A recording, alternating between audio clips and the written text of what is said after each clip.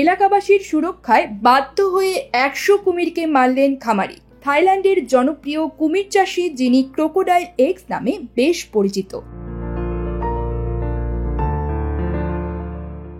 সম্প্রতি একটি শক্তিশালী টাইফুনে তার ঘর ও কুমিরের খামার ব্যাপকভাবে ক্ষতিগ্রস্ত হয়। তার কুমিরের খাবারে বিরল প্রজাতির 100টি কুমির ছিল। ছোট থেকে কুমিরগুলোকে তিনি বড় করেছিলেন। কুমিরগুলোর মধ্যে কিছু কিছু রয়েছে যেগুলো 4 মিটার লম্বা। এত বড় কুমিরগুলোই তার সবচেয়ে বড় চিন্তার কারণ হয়ে দাঁড়ায়।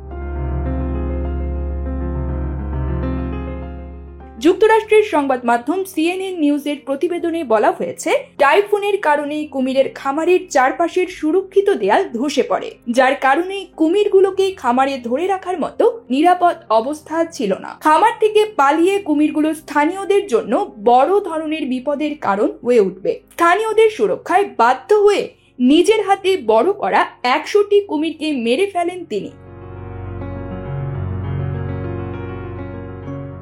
ন্যাথাপাক নামের সেই খামারি অশ্রুসিক্ত নয়নে বলেন, গত 22 সেপ্টেম্বর মোট 125টি কুমিরকে বাধ্য হয়ে মেরে ফেলতে হয়েছে। কুমিরগুলোকে হত্যা করার জন্য আমাকে জীবনের সবচেয়ে কঠিন সিদ্ধান্ত নিতে হয়েছিল।